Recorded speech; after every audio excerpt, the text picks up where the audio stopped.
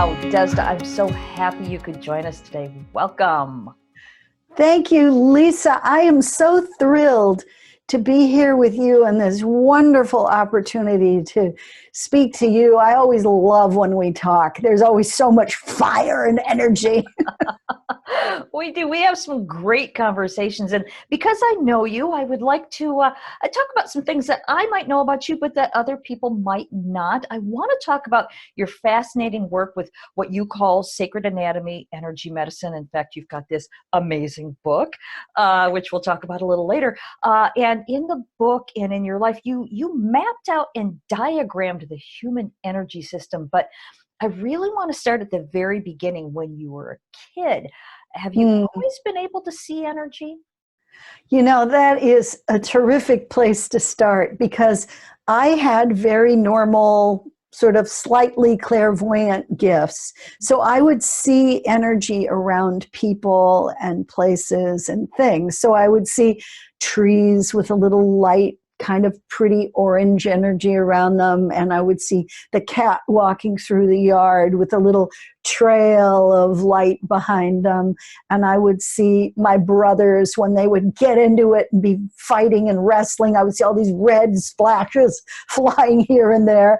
And so I had a kind of a light gift that allowed me as a little child to have a sort of fanciful imagination, and I saw fairies, and I experienced a lot of spiritual kinds of events. One of the things that I remember very vividly as a little girl is just laying on the ground in the grove. We had a big 6-acre parcel, and it was planted with avocado trees in Southern California in the high desert area. And so I would sleep underneath the trees, and I would feel myself just melting into the earth, which is something a lot of little kids experience, you know, this kind of becoming invisible. And I remember feeling like the animals couldn't see me, and I would be just invisible and part of the dirt, and my fingernails were quartz crystals, and my hair was, you know, all the wheat in the fields, and I just became one with this great energy of the planet. And I remember looking up through the leaves of the tree and having this like incredibly peaceful experience of oneness and wholeness, you know, and then hearing my mom go, Desda! You know, like, bringing me like back, you know, oh, I'm in a body and I have to, and I remember it taking me a little while to kind of pull myself together to get up and trudge in for my peanut butter sandwich, you know. But I was little when I did that, 7, 8 years old. And I think a lot of little kids have these deep spiritual moments where they connect with their pets, and they are sure that the cat is talking to them. You know, they can feel it. So I have this thing that I say to students, which is use your imagination. It's the best friend you've got. Mm-hmm. And oh, by the way, who told you it wasn't real? Right. Right. You know, absolutely. And so I encourage that with people because I used my own imagination to go for it, to really go for it. Now, did your parents encourage or poo-poo this kind of thing? What kind of upbringing did you have? Well, I had a really wonderful childhood in many ways. My mom and my dad both are sensitive. So my mom has sort of premonitions, and my dad is quite clairvoyant and sees all kinds of energies and beings and ghosts and that kind of thing. And we've had the experience of seeing things together at the same time. But I have to tell you that I didn't think it was unusual. Mm-hmm. And I didn't think that other people didn't see these things. I just assumed everybody saw them. Mm-hmm. And in my childhood drawings, you can see the energy around people. And I was approached as, well, yeah, it's an artistic rendering, you know. Right. But I was drawing what I actually saw, you know. So my gift really exploded when I was about 14. When I was 12, a death experience. I was in Mexico traveling. My family was all together. We were driving through Mexico in our Volkswagen bus in 1962. So Mexico was a very different country than it is today. And I was getting sick, and they just thought, my mom thought, well, she's got Teresa, you know. But I actually had hepatitis, and then I had acute appendicitis, and that developed into gangrene, and that developed into peritonitis. And then by then I had been taken to the hospital in Guadalajara, Mexico, and I had anaphylactic shock from the penicillin they were giving me. So they were giving me tons of penicillin to get me well enough so they could operate. Mm-hmm. But in the meantime of kind of getting to that point, my appendix just exploded. And so I had an exploded appendix, gangrene, peritonitis, hepatitis that was severe, and anaphylaxia all at the same time. And that took me out. So I had this experience of raising up above my body and looking down at this surgical suite and watching one of the nurses, who were all nuns, knock over a big tray of instruments, and the doctor scream at her. And I just kind of went, well, okay, and went right through the wall, not thinking a thing of it. And then I floated through this corridor, and I looked down into I guess it was a large courtyard with a fountain, a very complex fountain. And I saw two little boys playing with their little cars on the fountain, around the fountain. And these two adult people, a man and a woman, sitting holding hands on a bench. And I looked at them and I went, well, those are nice people. And I kept going. And that was my family. And I, at that very young 12-year-old age, realized that anyone could be my family. Huh, okay. And that I belonged as much there as I belonged other places.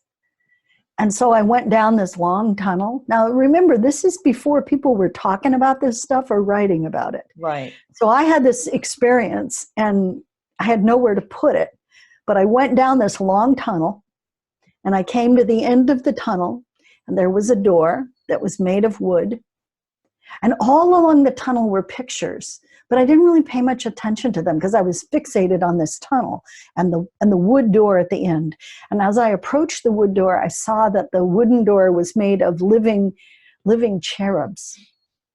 And that they were like winking at me and going, hi. They were really cute. And I was like, oh, hi. And I went to reach out to touch one of the cherubs on the hand, and I pushed the door, and it went flying open, and there standing in front of me was what I called the big white guy. And so the big white guy is actually an angelic being who was like 15 feet tall, the biggest being I'd ever seen, so tall I couldn't quite see his face up there. And so I'm looking up, and he was kind of looking down and looking beyond me and kind of taking in everything. And he didn't have wings, but he was this large white light presence, with arms and legs and sort of with clothing and sort of with a face, but he was dazzling, really dazzlingly beautiful. And I remember looking at him and thinking, he's really pretty, But I saw around behind him, this world that I wanted to go to, this place that I wanted to go to. And on either side of him were these sleeping dog-like creatures. And so I tried to get around him. I tried to get through. And as I was trying to get around him, I saw all these people in the world there, which was all like green rolling hills, and there was a big white building in the distance that had big marble columns and was just like shining out light, and there was a carousel, and there was a merry-go-round, and there were all these things that I wanted to be with, and there were kids everywhere, and there were people in all kinds of clothes. And they would say, come here. And I wanted to be with them more than I wanted to be with anybody in my whole life. I wanted to go there so badly that I thought my heart would break open. And I was trying so hard to get around him. And he just kind of looked at me and he held his hand up and he went like that. And I went flying backward, you know, and that was the last thing that I remembered until I woke up in recovery, kicking my legs and, you know, wildly flailing my arms because I'd been in such deep anesthesia. So that was a death experience that nobody really registered. And I shared it with my mom at the time. I told her she said, Ma, you had quite a dream, you know, and that was kind of how it was left. Sure, that would make sense to somebody who hadn't ever heard of anything like this. Right. So it wasn't until years later that I realized that had been a death experience and that I had actually gotten close to the other side. So, so that sort of changed me.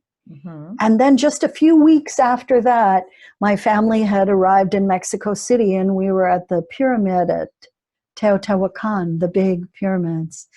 And I remember hiking to the top of the big Pyramid of the Sun at Teo.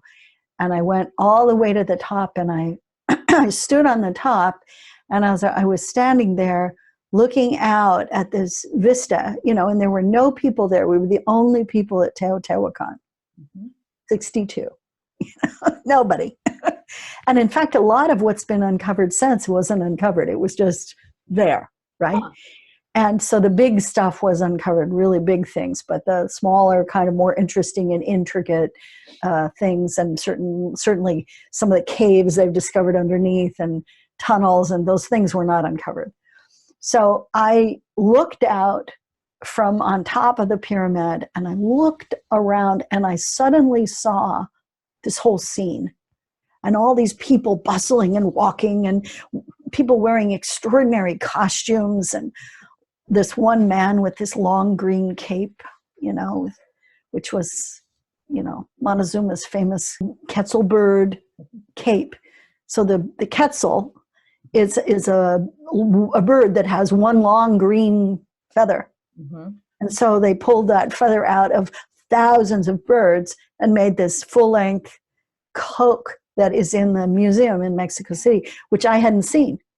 So I see this guy in this green cape and it's a procession and he's being followed and he's starting up the pyramid and I'm in the middle of a fire and I see like flames and smoke, huge amounts of smoke. And I'm looking through the smoke at this thing. And I have no idea what's going on or anything. And my mom comes and I'm breathing really hard. I'm like, and my mom comes over and she goes, you okay? You know, you just got out of the hospital and there was a long climb up here. And I was like, yeah, I guess so. And then it disappeared. But it was a kind of an opening. It was a sort of an initiation. And I think that's the thing that happens for people who are available to this sort of other sight. And that happens. We have initiations that happen throughout a lifetime. And my initiations were, you know, kind of dramatic. I was at the top of a pyramid, for crying out loud. And I was in a foreign country and I had a death experience. I mean, these are big initiations. But people have little initiations all the time. And sometimes women experience childbirth as a deep initiation. People experience winning a race or having a physical accomplishment as an initiation into an opening up of something that they had always within them, but they weren't able to quite express. Right. And I think that the kind of other light sight that I have is it's available for everyone. I'm a big believer in the demystification of the psychic. I don't think this is a special skill. I think that this is part of the human brain that we haven't yet learned how to tap. And that there are more and more and more people that I'm meeting who have some ability. And it can be frightening for people at first. I mean, it was mind-boggling to look out and see this view that I saw at Teotihuacan. It wasn't until years later, Lisa, that I learned that when they were clearing the top of the pyramid for the 12 event that they did there, big event for the Mayan calendar, all the Toltec shaman were there, you know, it was a big wingding. And so they were making a platform for them to be on. So they cleared some rocks from the top of the pyramid and discovered that at the top of the pyramid was a huge hot tub sized copal burner. So it was an incense burner that was huge, 6-7 feet across. And it was filled with the resin of God knows how many trees that they had burned. So at the top of the pyramid, they had burned this huge incense. And there I had been standing in it. Wow. Right? Wow. Yeah. So I was told that by my friend Francis Rico, who's a Toltec shaman and who has heard that from the lips of the guy who uncovered it. Wow. So yeah, so that's no BS. That really happened. Right. That's a sciencey thing. But this wasn't the only experience that you had as an adolescent. This was just one of the first. You then were in a car accident. Is that right? Yeah. Well, you know, we had that Volkswagen bus, and it was a 59. You know, it was a champion. Probably, I think my dad told me it was one of the first ones in California. So we got this Volkswagen bus, and so we had driven it all over Mexico, and then we had taken it up on a freighter from Veracruz to New York, where my dad was working for the fair, the World's Fair in 1964. He got a job working there. So we had the Volkswagen bus in New York, where we were living on Long Island in a little town called Laddingtown outside of Locust Valley. And so we were on our way to the Episcopal Church, St. John's of Laddingtown, for, I guess it was Good Friday services. And I had scored the seat in the back, the middle seat, which was prime territory, because if you weren't in the middle seat, you had to sit in the back seat. And there was another brother in the front seat. So I had the middle seat, and I actually think this was after church. So I was seated with my legs up, with my back to the door. And the door hadn't been latched. Those old Volkswagens, they had these latches that kind of went in like this. So the door had been shut, but it hadn't made it into the holes, the latches. Uh-huh. And so I leaned against the door and it opened. You know, we had driven thousands of miles in this car with no incident. And then my mom went around a corner and I went out the door. And as I went out the door, it was an interesting experience because I flipped. And as my head went down and my feet went up, I looked up. And the last thing I saw before I hit the ground was a huge crow on top of a light pole, like just a wooden pole. Mm-hmm. And I looked up, and the crow looked down at me, and it was surrounded by this sort of pale lavender light, and it looked down at me, and it projected the thought, it'll be okay. So I heard this voice, this sort of masculine voice saying, it'll be okay. You know, and then bam, I hit the ground. And I hit my head really badly, knocked me unconscious. I scraped up the whole side of my body, banged up my hip, my leg, and was bleeding all over. And my mom thought she had run over me in the car and was just like totally freaked out. And so my little brothers, I was 14, Rob was 12, Dave was 10. My little brothers got out and picked me up and put me in the car while I was still kind of unconscious. And then I opened my eyes with the one brother, my brother David, looking down at me going, you'll be okay, like that. You'll be okay, Desi.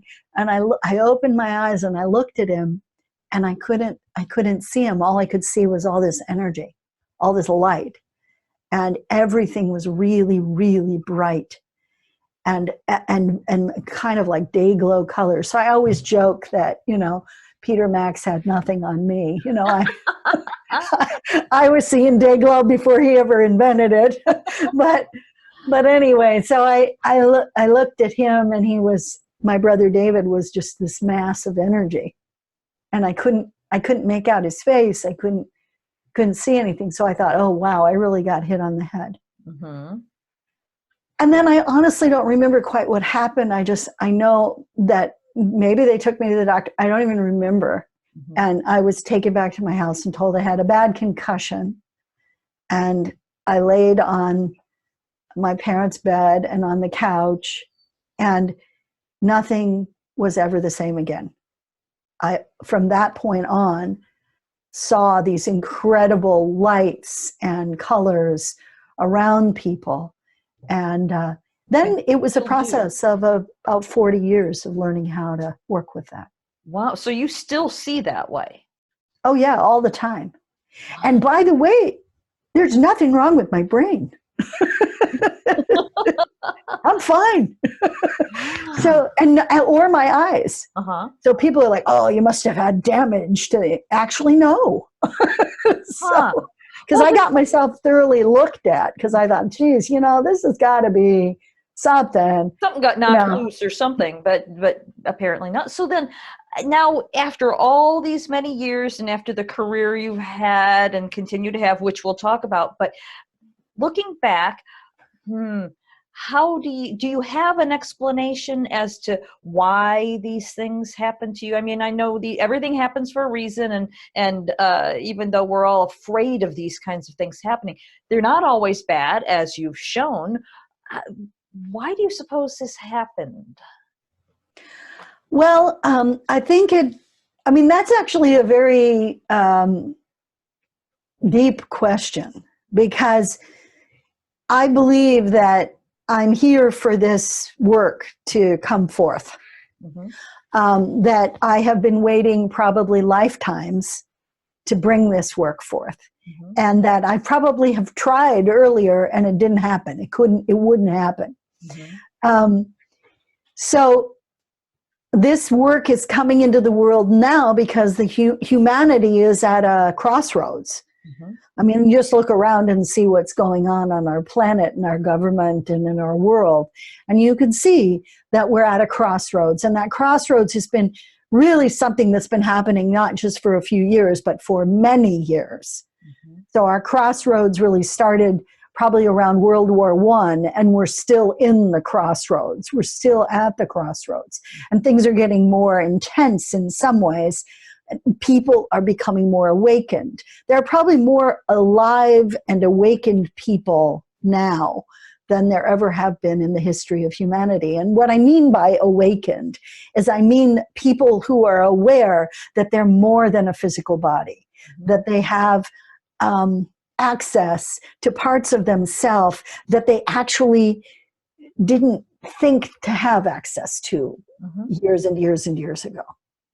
So I believe that we are at a great awakening time, and that, you and I are doing the work that we're doing in the world for a really good reason, to share with people potential, possibility, ideas, concepts, beliefs, and things that have occurred in different people's lives that have inspired them or brought them to a greater state of awakened awareness. Mm-hmm. So what I see and how I see has a lot to do with spiritual maturity and being able to actually handle it. And it took me a long, long time to learn how. It took me years it took me about 4 years after the accident to actually be able to see again, to really see. And I learned how to dissect energy. I learned how to see with ajna, which is the inner sight. So I would actually walk through a room with my eyes closed and see better than I did with my eyes open. Really? Yeah. Yeah. It was easier for me to go to the bathroom in my sleep, with my eyes continued to be closed, than it was for me to open them and have to deal with all the sort of things that were in the way going to the bathroom, the light from the window throwing all kinds of energy at me, and me having to deal with things in the house that were there that I had to see through and walk through. So I would sometimes stop at the top of the stairs and think, are there stairs there still? Because I would look down and everything would be just energy. It would just be like little dots of light. It would look like, not Monet, who's the painter? Seurat? Seurat. Pointillist. Pointillist. Right. You know, and so like all these little dots. And pixelation, you know, in a camera today, the TV, when it goes all out of whack, that's how it looked to me all the time. Wow. So how did you then get your vision back to at least normal enough to where you can function in the world without your eyes closed?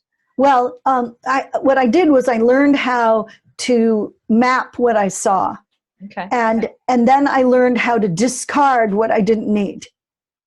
So I learned a process of elimination, sort of. Mm-hmm. So I would look at someone's energy, and I would think, I want to see their face. So I would then close my eyes and I would see their face in my mind. And I would get a pretty good approximation of what their face looked like in my mind. And then I would open my eyes and their face would pop through the energy and I would see it. Wow. So I learned how to, that's what I call dissection. So, and then I started doing that with parts of what I came to realize later, many years later, was an anatomy. And I would say, I want to see that, I want to see what that red blob is over there on the side.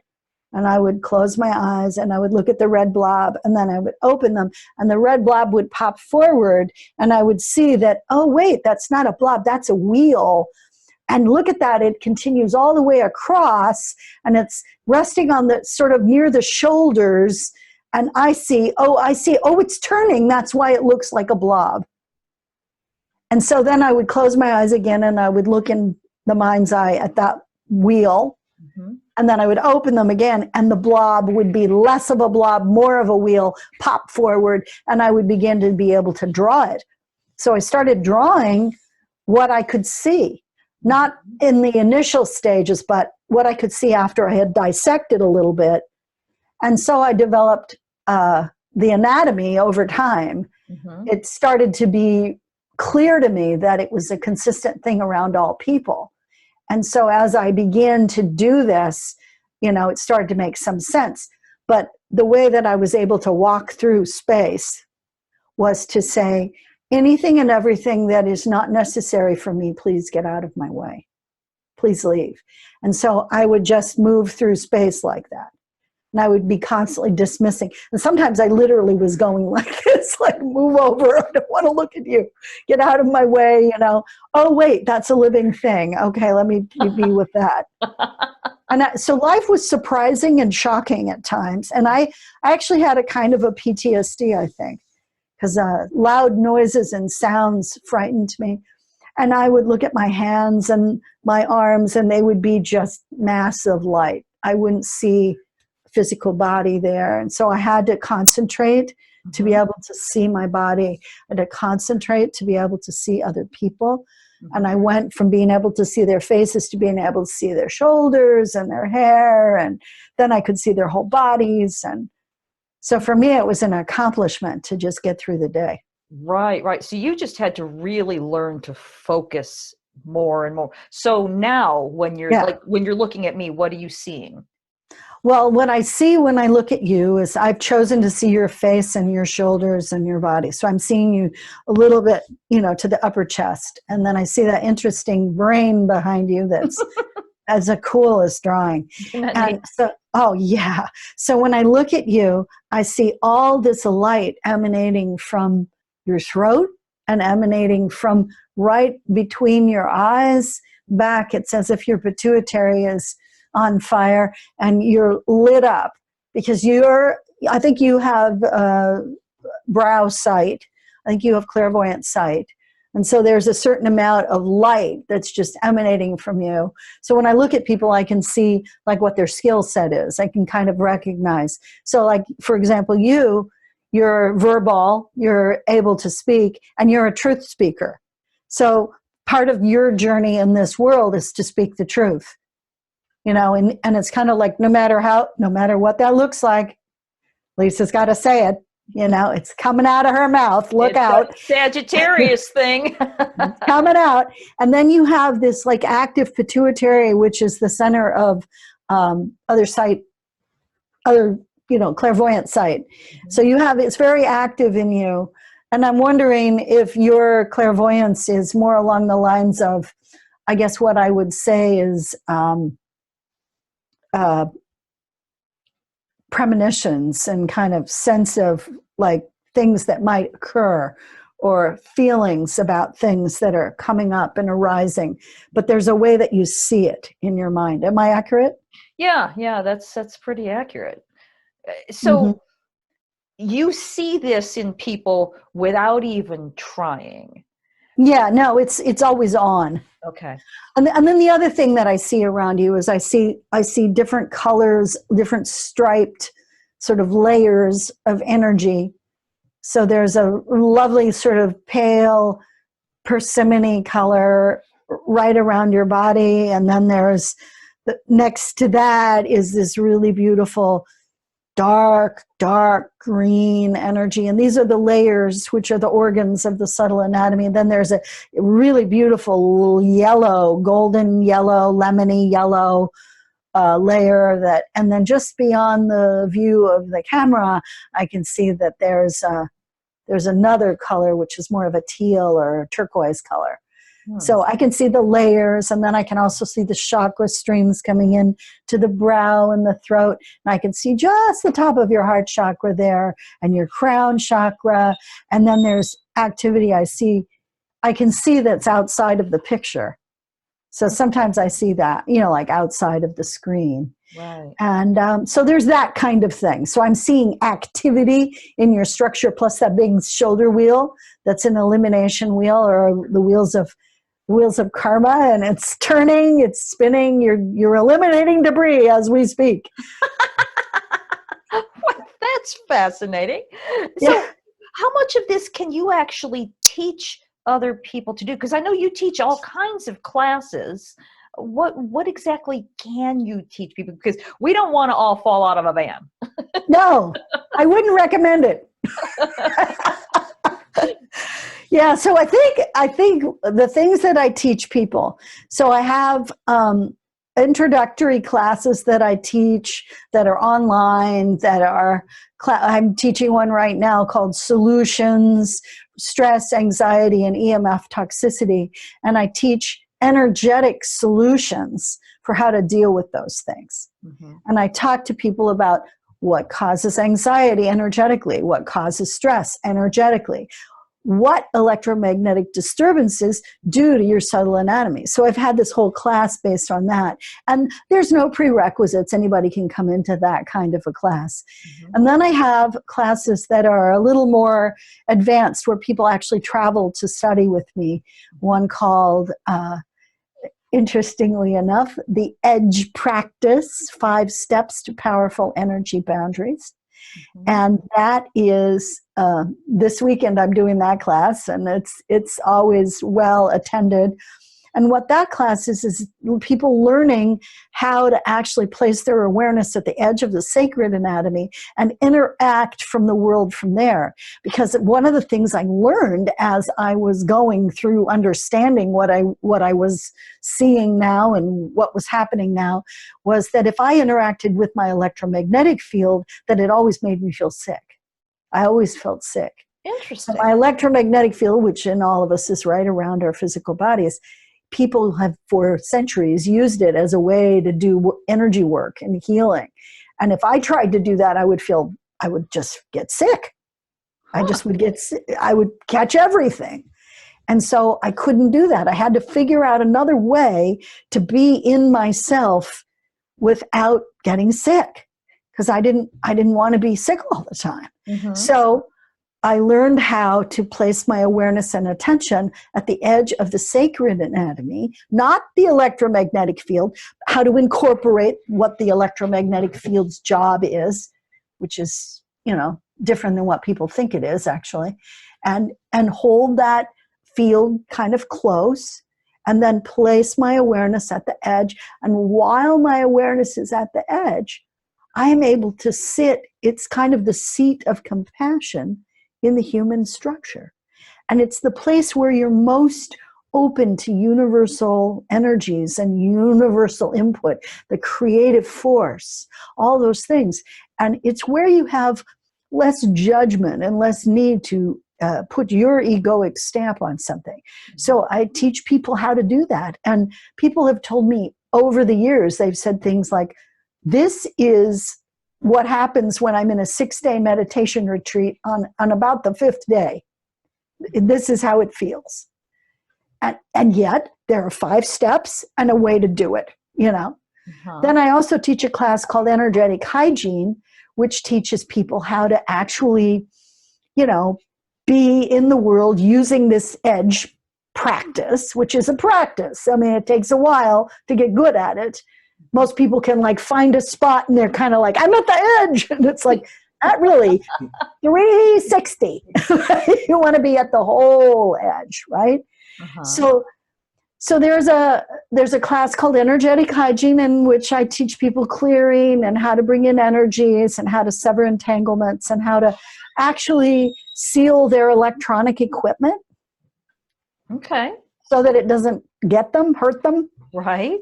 Right. So I do that. And then I have another class called Sacred Anatomy Energy Medicine Bag.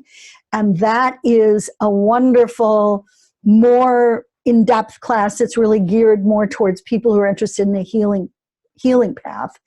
And in that class, we learn tons of things. I teach the electromagnetic field suite, which is a whole way to rebuild the electromagnetic field, to replenish the electromagnetic field, to massage it, to charge it, doing everything from waking the core of this at the center of the structure and having a relationship with it, to clearing all of the 7 systems that I've mapped. So it's an extensive, very deep kind of thing to go through the medicine bag and then follow that with the prac training. And I have a practitioner training with 4 levels. And then I have master classes that I give. I have a class called Entities, Astrals, and Possessions, which is a class that specializes on how to deal with that aspect of a human life. But more and more, I'm developing classes for everybody, and classes where you don't have to have prerequisites, and classes where you don't have to be a healer, and classes where if you're just a curious person who's been studying yoga or has a meditation practice or hasn't even had the courage to do that yet, but sees stuff, you know, right. I'm the person to study with, because not only have I mapped it, but I'm grounded and solid and calm and even, and I have a good time. So my classes are fun, you know. Yeah. I've got one coming up at the new year that's an intention setting, and that's going to be available on my website for just anybody. And then next year I'm launching a 12-month series, so 1 class a month for 12 months, where we're going to explore the divine attributes, things like patience and creativity, spirituality, truth, justice, and all of those different ideas will be explored one at a time, and it'll be a really fun series to be part of. Yeah, this sounds like there are so many different directions you can go with this work, but I want to come back to what you were talking about with the edge, because that really, I don't know what it was especially that you said, but it really piqued my interest. It was where you put your attention on the edge of your field, and I was almost seeing like an Alex Gray type painting where it's all eyeballs on the edge of your field, where did you develop that as a result of not being able to see? Is that how you learned that, by putting your attention out there? Is that? Well, let me tell you, you remember I told you I used to be sick all the time? Mm-hmm. Okay, so in the 80s, I got really sick. I got what was probably a reactivation of my hepatitis from when I was a little kid, because I was now in my 30s, so it had been a full 20 years. And I think the hepatitis reactivated my liver, became very, very inflamed. And I ran a fever at one point of 104 for a long time. I was really sick. We couldn't calm my energy down. And of course, I got dropped off health insurance, so we were, trying to mix potions in the kitchen, for me. But what ended up happening was I had a little 6-year-old daughter, and I couldn't cuddle her. I couldn't pick her up because it was so painful. And so one day I was laying in bed sweating, which is what I did every day. And she was playing in her room. And you know how little ones are when they're playing. And she was talking to her toys like, no, you go over there. No, I don't want you to do that. And she was having all this little talk, They're so cute at that, 6 years old. They're so darling. And so I felt her and I thought, I want to just touch her matted little hair. She had like this curly mop, and it was always just matted at the back. And we would have to use a whole bottle of Johnson's baby shampoo to just even get it vaguely clean. It was like, and I was like, I'm going to cut it all off. No, mommy. So of course I never did, it was just matted. She had Rasta, So it really was. So I wanted to just touch her matted little damp head, And there was a part of me that thought, well, I can't touch her with my physical body because it'll hurt me. Mm-hmm. But I can just maybe reach out with my energy structure and touch her. So I kind of went as far as I could to feel the edge of my structure. And I just pushed through the wall. And I remember sticking my hand kind of out and feeling it like at the edge of the structure. And I just kind of picked up the edge and thought, I'm just going to touch her with that like it's my hand. And I just patted her head. I just stroked her head. I was just dying for contact, Mm-hmm. I touched her head. And she went, Mom? I went, yeah, in the other room. Did you touch my head, Mom? I went, kind of. And she came running into the bedroom and she said, Mom, what did you do? And you can't get out of bed. And I said, well, I touched you with the edge of my energy field, I think, with my hand. And she said, you're totally magic. And I said, well, I don't know. And she said, if I go in the backyard, can you do it? And I said, maybe. So she goes tearing through the house, out into the backyard, screams, I'm in the backyard, and I hear this. And so I just sent my energy structure out to the backyard and with my hand, and I just found her head and I touched it. She went, you did it, Mom, you did it. And then she comes running back in. She goes, see if you can do it under Daddy's desk. And she goes under Daddy's desk, and she's under there. And she goes, can you do it now? And I'm reaching, and I touch her. Because I can feel it. And then she goes, I gotta pee. And then she runs in the bathroom. She goes, can you touch me in the bathroom? And so I do my hand and I touch her in the toilet, and she goes, I can feel it. And she comes in, she goes, this is boring. And she goes back to doing her dolls, And I was like, what did I do? What did I do? So that kept me busy for a while, trying to unpack what I had done.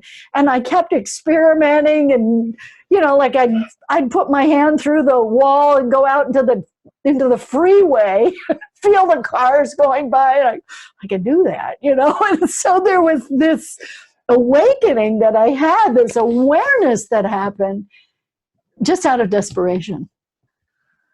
Wow. I know, crazy, right? Now, is your daughter particularly sensitive? She's extraordinarily sensitive, but she's not really pursued this. It's your thing, Mom. I don't want to. And I'm like, please, help me. Uh-huh. So now she's helping me a little bit. And she's taken classes with me. But to answer your question, yes, she's very sensitive. Okay, so she was perfect companion to learn how to do this with, because otherwise you would not know that you could do this, right? Right. Who knows what I would have figured out. Now, I used to play music. Bob and I had a band together and we would play music, and I played lots and lots of parties. And so I would experiment with bringing in energy while I was singing to change the room so that we'd have a happier crowd, you know?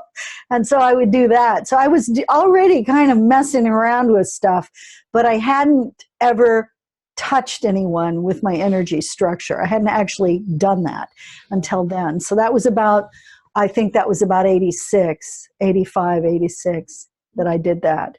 Wow. And then it really wasn't until the late 90s that I began to teach, because I'm a believer that the teacher needs to be whole. So I made myself well, and then I made myself even more well.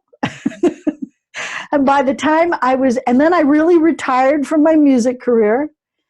And then I was kind of like empty, kind of open. And I had a deep awakening at that time that just was like all about the nothingness and the emptiness and the void and kind of floating in space. And as I was floating in space, I had an awareness that came to me of, you know, you're now ready. And so I began teaching.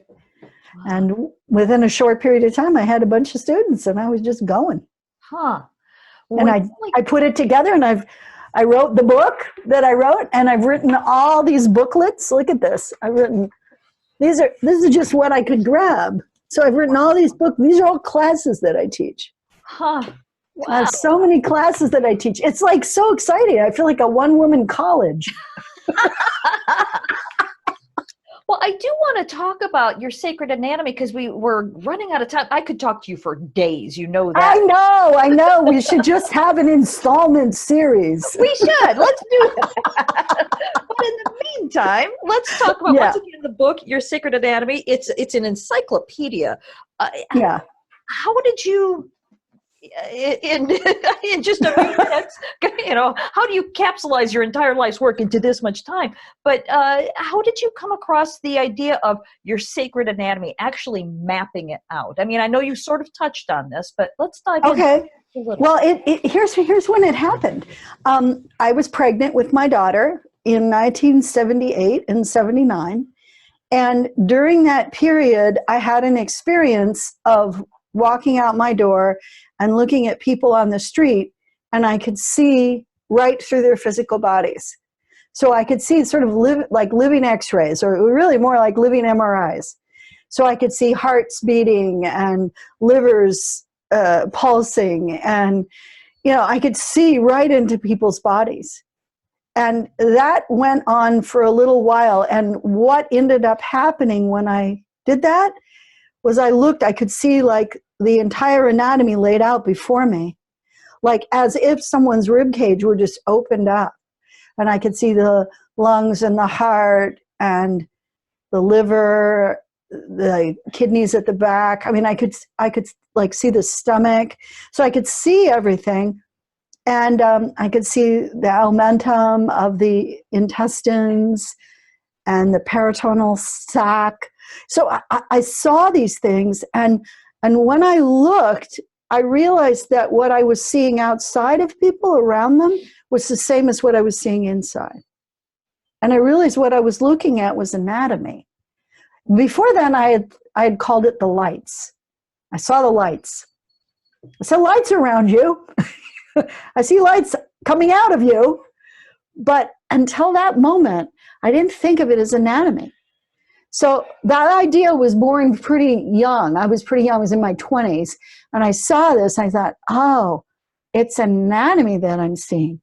But then I didn't really do anything with it except for draw my little drawings and write my little things. Like, I think this is the template, this template thing. I remember I called the template, which is the nervous system of the sacred anatomy, I called it the placeholder for a while. You know, it's like I had all these names that I gave things.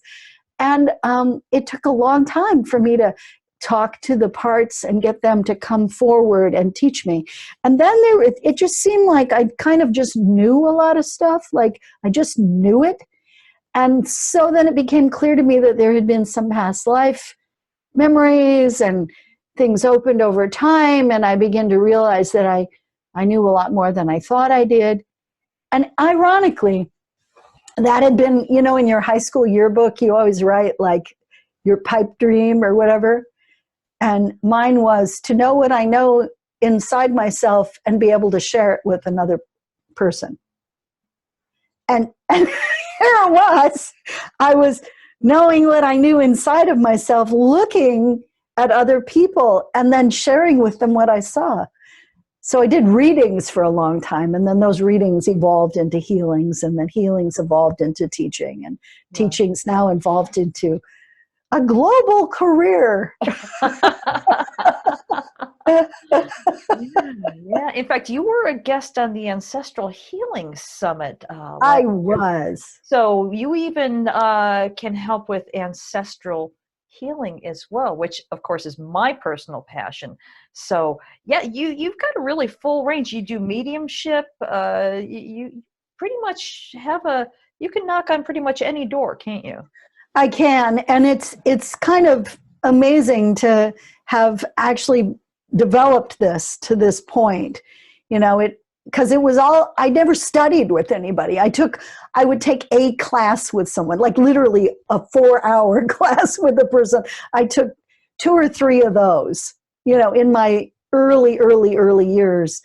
And I still think very fondly of those people, but I didn't study with anybody, not like people study with me. Right. And what I came to realize there was no earthly teacher for me.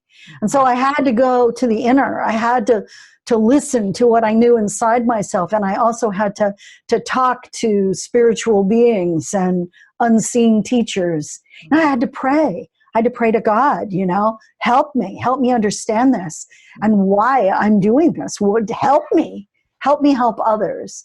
And so, the greatest joy of my life is that I can help others now. Yeah, you absolutely can. Yeah, because you and I have worked together. I've had readings with you, and they've been pretty astounding and life changing, and also a lot of fun because you're so much fun to work with. But I got to ask, since you mentioned praying to God, who was the big white man? Was that the big white guy? Well, I'm pretty sure it was an angel. Okay. And I think it might have been Gabriel. I think it's possible it was Gabriel, but it also could have just been an angel, like a guardian angel, who was meeting me there and saying, "Not now." Right. No. You can see the carousel, you can see all that, but come. But go. Yeah. Right. And there's more that happened to me through my life where I returned to that place. So I was allowed to go back, and I was allowed to go in, actually. So, but that was the closest to teaching that I got. So I was taken by a woman I called the White Lady, who was another big white person. But this was, and I don't mean that as skin color. I mean that as like the whole thing. It's just this glowing golden white. And she would take my hand and take me through, kind of like, "No, get out of our way. We're going in." And she would take me in, and we would sit on a bench at the pond there. There was this beautiful pond with like trees and flowers. I mean, it's just beautiful. And I would go and I would sit there with her, and she would give me teachings, which I never could remember what it was she said. Right. I couldn't remember a word.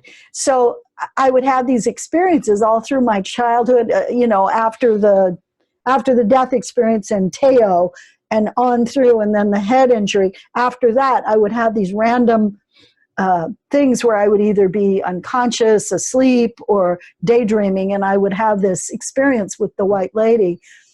And she would take me and she would give me these long lectures. And then when I was in my late 40s and I had the awakening, really deep awakening of nothingness, that was when the memories started to come back, and I remembered everything she had taught me. So much of what I'm talking about and doing and working with is what the White Lady taught me. So I didn't have an earthly teacher, but I sure had a teacher, the Great White Lady. So. Wow. Well, that's just, I could keep this forever, but we are totally out of time. Oh, Wow. I want to make sure we mention your website, yoursacredanatomy.com. that's it. Yeah. So if anybody wants to take any of the classes that you've mentioned, I recommend them personally. Yoursacredanatomy.com is the place to do it. Wow. Before I cut you loose, Desda, do you have any final words? Is there anything that we have? Well, of course, there's a lot of things we haven't talked about yet. Yes, I want to say something to your wonderful audience. I want to say you have secrets inside of you. You have magic in you, in every cell of your body, in every single molecule of who and what you are. You have brilliance. You have genius. You have a capacity that you haven't even begun to touch. Take a deep breath and allow just the possibility that maybe, just maybe, you can discover something amazing about yourself in the next day. There you go. All right. Beautiful. Thank you so much, Desda. This has been just a delightful conversation as usual. Thank you for being here. My pleasure, Lisa, and good luck on your awesome network.